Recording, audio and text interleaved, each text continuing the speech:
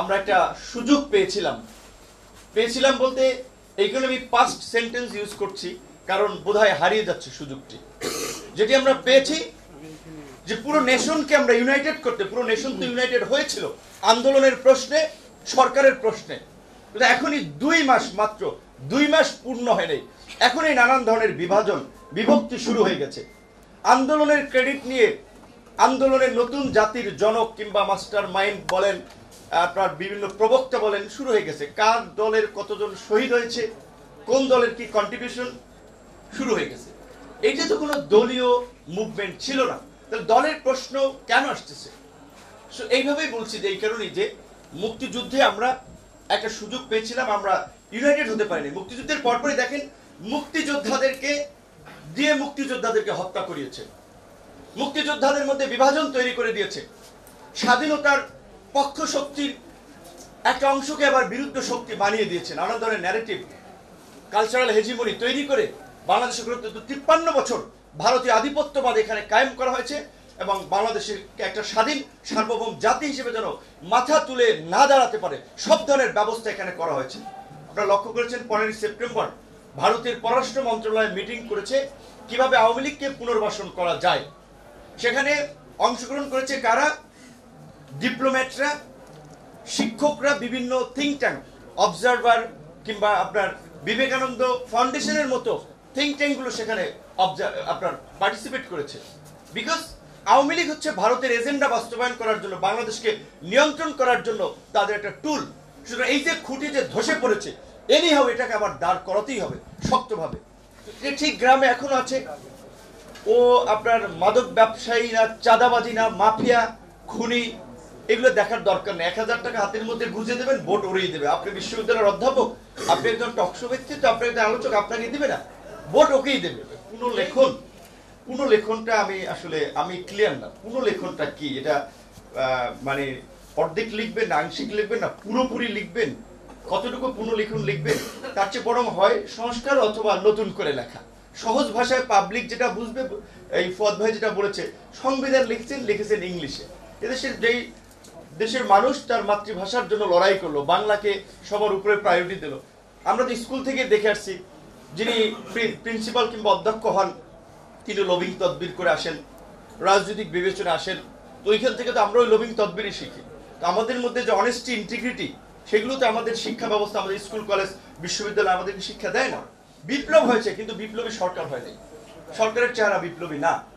শুধু সরকারের চেহারা যদি বিপ্লবী না হয়, তাহলে বাংলাদেশ আরো সামনে একটা বড় ধরনের বিপর্যয়ের মুখোমুখি হতে যাচ্ছে। লিখে নেন, অল্প সময়ের মধ্যে এরকম অস্থিরতার মধ্যে যদি একটা নির্বাচন হয়, আরেকটা গভর্নমেন্ট আসবে, যেই গভর্নমেন্ট স্টেবল হবে না, ইন্টারন্যাশনালি সেই গভর্নমেন্টকে আনস্টেবল করে রাখা হবে, জঙ্গিবাদের ট্রাম্প কার্ড দিয়ে, উগ্রবাদের ট্রাম্প কার্ড দিয়ে নানানভাবে সেই গভর্নমেন্টকেও অস্থির করে রাখবে।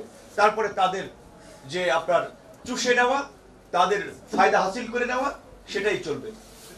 সেটার বৈধতা দেয়া নিয়ে আবার কোনো ব্যক্তি বিশেষকে এম্পাওয়ার করার জন্য সেই জায়গা থেকে যদি 17টি সংশোধনী হতে পারে, তাহলে বাংলাদেশের এই 53 বছরের ইতিহাসে একটা গণ অভ্যুত্থান হয়েছে, দল মত নির্বিশেষে, যেখানে প্রায় সমগ্র জাতি ঐক্যবদ্ধ হয়েছিল।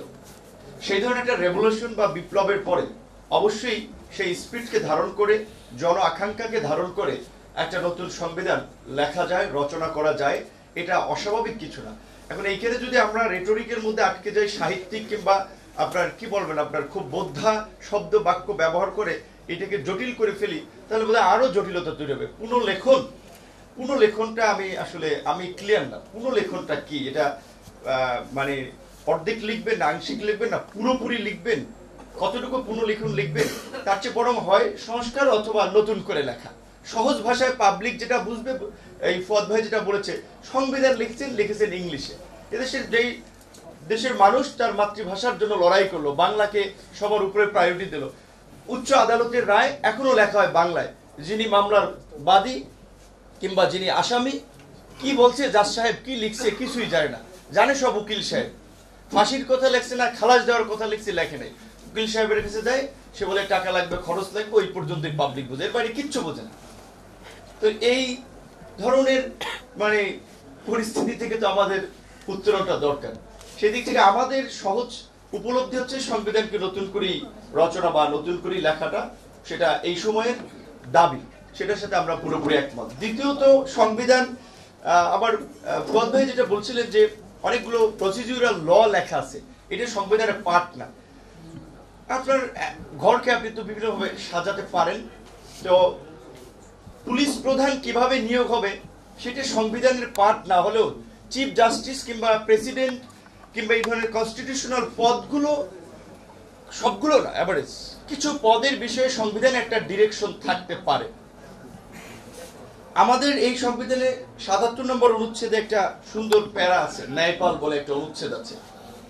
এই ৫৩ বছরে এই ন্যায়পালের অস্তিত্ব অনেকে না পড়লে, বিসিএস এর জন্য না পড়লে ছাত্ররাও জানে না, বা সাধারণ মানুষ যার ওই প্যারায় যাওয়ার প্রয়োজন হয়নি সে জানেও না যে ন্যায়পাল বলে কিছু আছে, এটা সেটার একটা ইমপ্লিমেন্টেশন এখানে কখনো হয়েছে। সেই জন্য আপনার সোসাইটিকে সেইভাবে উপযোগী করে তৈরি করা, যেটা ফুয়াদ ভাই আরেকটা কথা বলেছেন যে নাগরিক বোধ তার মধ্যে জাগ্রত করা, যে ঠিক গ্রামে এখনো আছে।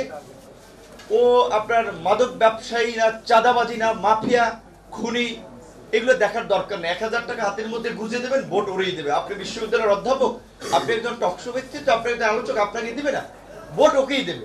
তো এই সোসাইটিকে পরিবর্তন করাটাও জরুরি। সংবিধান এবং আইন দিয়ে এই সোসাইটি পরিবর্তন হবে না যদি আমাদের মধ্যে সেই মূল্যবোধ আমরা জাগ্রত না করতে পারি। সেই মূল্যবোধকে জাগ্রত করতে হলে অবশ্যই সেই জন্য একটা শিক্ষা ব্যবস্থা আমাদের গড়ে তোলা দরকার।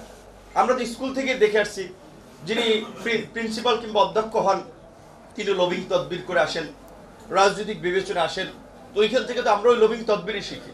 তো আমাদের মধ্যে যে অনেস্টি, ইন্টিগ্রিটি, সেগুলো তো আমাদের শিক্ষা ব্যবস্থা, আমাদের স্কুল কলেজ বিশ্ববিদ্যালয় আমাদেরকে শিক্ষা দেয় না। তাহলে সেই শিক্ষা ব্যবস্থার মাধ্যমে আপনি কিভাবে একটা ডেভেলপ নেশন কিংবা একটা এনলাইটেড সোসাইটি আপনি তৈরি করবেন?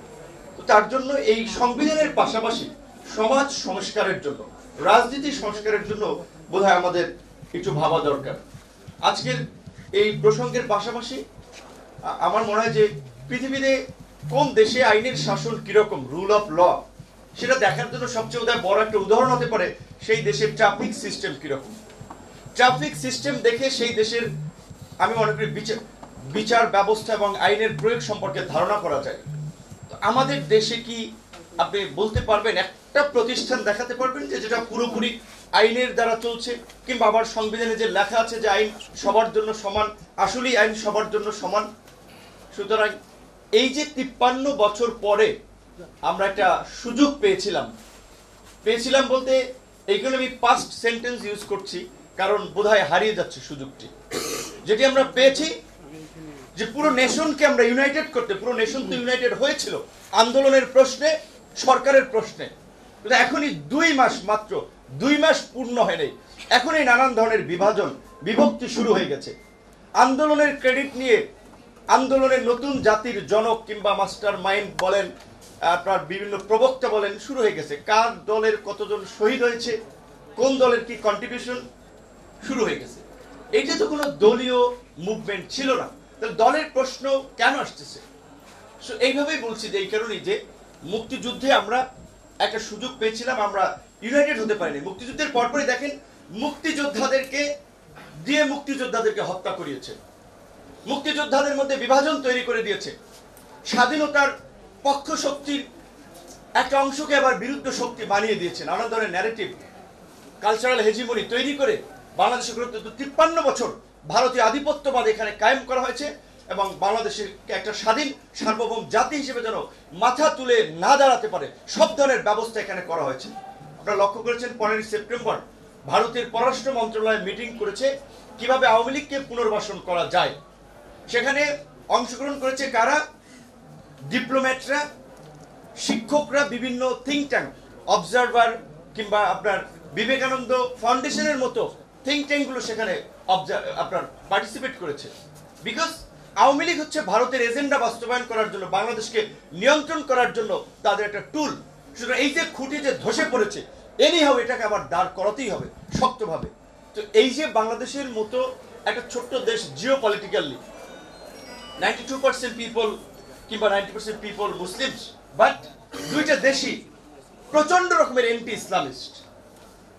তো এই দেশের সিকিউরিটিটা, এই দেশের নিরাপত্তাটা এই দেশের আপনার নিরাপত্তা শুধু ভৌগোলিক নিরাপত্তা না, খাদ্য নিরাপত্তা, সামাজিক নিরাপত্তা, জাতীয় ঐক্য এবং সংহতি প্রতিষ্ঠা করা খুবই জরুরি। কিন্তু যারা সরকারে আছেন এখন, এটা বিপ্লবী সরকার, বিপ্লবের পর বিপ্লব হয়েছে কিন্তু বিপ্লবী সরকার হয়নি। সরকারের চেহারা বিপ্লবী না। শুধু সরকারের চেহারা যদি বিপ্লবী না হয় তাহলে বাংলাদেশ আরো সামনে একটা বড় ধরনের বিপর্যয়ের মুখোমুখি হতে যাচ্ছে। লিখে নেন, অল্প সময়ের মধ্যে এরকম অস্থিরতার মধ্যে যদি একটা নির্বাচন হয়, আরেকটা গভর্নমেন্ট আসবে, যেই গভর্নমেন্ট স্টেবল হবে না, ইন্টারন্যাশনালি সেই গভর্নমেন্টকে আনস্টেবল করে রাখা হবে জঙ্গিবাদের ট্রাম্প কার্ড দিয়ে, উগ্রবাদের ট্রাম্প কার্ড দিয়ে নানানভাবে সেই গভর্নমেন্টকেও অস্থির করে রাখবে। তারপরে তাদের যে আপনার চুষে নেওয়া, তাদের ফায়দা হাসিল করে নেওয়া, সেটাই চলবে। সেই দিক থেকে আমি ব্যক্তিগতভাবে, যেহেতু আমার এই বিশ্ববিদ্যালয়ে আমার কখনো রাজনীতি এইভাবে আসার আগ্রহ ছিল না, একটা পরিস্থিতির মধ্যে দিয়ে রাজনীতিতে এসেছি এবং সেই রাজনীতিতে আসতে গিয়ে কিভাবে জীবন বিপন্ন কিংবা পরিবারকে আসলে কিসের মধ্যে ঠেলে দাও সেটা দেখেছেন। শেখ হাসিনা যদি আজকে পতন না হতো তাহলে তো ধরেই নিয়েছিলাম যে 1.5 বছর জেলে থাকতে হবে, কাজেই বই পুস্তক কি কি পড়বো ওগুলো লিস্ট করে রেখেছিলাম। যেগুলো বই পুস্তক পড়ে ওবায়দুল কাদের বলছিল যে জেলখানা রাজনীতিবিদদের জন্য পাঠশালা, তাহলে এই পাঠশালার ছাত্র হিসেবে কিছু শিখে বের হয়, এই ধরনের প্ল্যান পরিকল্পনা করে বের হয়ে গেছিলাম, মানে চিন্তা ভাবনা করেছিলাম এত পরিবর্তন হবে বাংলাদেশের। নিশ্চয়ই এটা আমি ব্যক্তিগতভাবে মনে করি, নট এ সিঙ্গেল পার্সন কেউ চিন্তা করতে পারে নাই যে এত তাড়াতাড়ি পরিবর্তনটা হবে। ছাত্রদের একটা কোটা সংস্কার, চাকরির একটা বিষয়, বৈষম্য নিয়ে আন্দোলন ছিল, বিপ্লব ছিল না। সরকার পরিবর্তন, গণতন্ত্র, মানবাধিকার, একটা মানবিক মূল্যবোধ সম্পন্ন সোসাইটি তৈরি করার জন্য আন্দোলন ছিল না। সুতরাং আপনি ভাবছেন যে যারা আন্দোলন করছি কিংবা আমরা সবাই এখন পরিবর্তন হয়ে গেছি, ফেরেশতা হয়ে গেছি, আমাদের চরিত্র সেটা না। সুতরাং যে কোনো পরিস্থিতিতে একটা পরিবর্তন হয়েছে, সেটা যদি ধারণ করতে পারি, সোসাইটিকে যদি সেভাবে গড়ে তুলতে পারি, তাহলে আমরা আসলে পুরো জাতি বেনিফিট হবো। আমি খুব আশ্চর্যের সাথে লক্ষ্য করছি আমাদের যে ছাত্রদের ভগবান তুল্য, দেবতা তুল্য শ্রদ্ধা ভক্তি মানুষের তৈরি হলো, যে যারা পুরো নেশনকে একটা ছাতার নিচে নিয়ে আসলো, তারা জাতীয় ঐক্য সংহতির মাধ্যমে রাষ্ট্র সংস্কারের জন্য কথা বলবে, কাজ করবে। তারা এখন রাজনৈতিক দল গঠন করার জন্য বিজি হয়ে পড়ছে। তারা সচিবালয়ে ডিসি অ্যাপয়েন্টমেন্ট করা নিয়ে বিজি হয়ে গেছে। তারা বিজনেস কমিউনিটির বিজনেস ব্যাকআপের জন্য সমঝোতা করছে। এটিকে আন্দোলন স্পিড ছিল? এটি কি ছাত্রদের কাজ? ছাত্ররা জেলায় যাবে, পুলিশ সেখান থেকে প্রটোকল ইস্যু করে তাদেরকে প্রটোকল দেবে, এই জন্য কি এইটা কি ছাত্রদের আন্দোলনের স্পিডের সাথে যায়? এটা কি তাহলে এই অভ্যুত্থানের স্পিড? এই স্পিডের ভিত্তিতে আগামী রাষ্ট্র আমরা গড়ে তুলব? কাজে আমার অনুরোধ থাকবে আমাদের ছাত্র তরুণ ভাইদের প্রতি। আমি মনে করি যে আমি যে সময় রাজনীতিতে এসেছিলাম, আমার রাজনীতিতে আসা উচিত হয় নাই সেই সময়টা। আরো কিছুদিন ছাত্রদের নিয়ে কাজ করে একটা স্টুডেন্টদেরকে একটা পজিটিভ অ্যাক্টিভিজমের দিকে অনেকখানি এগিয়ে নিয়ে তারপরে আমি ব্যক্তিগতভাবে রাজনীতি করতে পারতাম। যাই হোক, কিন্তু আমি নিজের এখন পর্যন্ত নিজের বেনিফিটের কথা চিন্তা করে, পদ পজিশনের কথা চিন্তা করে কোনো সিদ্ধান্ত নেয়নি। তাহলে শেখ হাসিনার সাথে তাল মিলিয়ে ডাকসু নির্বাচনের পরে গণভবনে যাওয়ার সুযোগ হয়েছে, একাধিকবার সরকারের টপ পর্যায় থেকে শুরু করে ইন্টারন্যাশনাল কমিউনিটি নেগোসিয়েশন করার চেষ্টা করেছে, ওই দিকে আমরা যেতাম। আমরা একটা স্রোতের বিপরীতেই দাঁড়িয়েছি। আজকে আমাদের অগ্রজ, অনুজ, সহযোদ্ধা, সহকর্মী সকলের প্রতি অনুরোধ থাকবে, আল্লাহর হস্তে আপনারা রাজনীতি করবেন, আপনাদের অনেকের ফেস ভ্যালু আছে, খুব well known, very well known, পরিচিতি আছে, রাজনীতি করেন। এখন আপনাদেরকে ঘিরে যে একটা সেন্টার তৈরি হয়েছিল ন্যাশনাল ইউনিটির, সেটার দিকে মনোযোগী হয়ে দেশকে রিফর্ম এবং একটা স্টেবল রাষ্ট্র করার জন্য কিভাবে কাজ করা যায় সবাইকে নিয়ে একটু সেটা ভাবেন।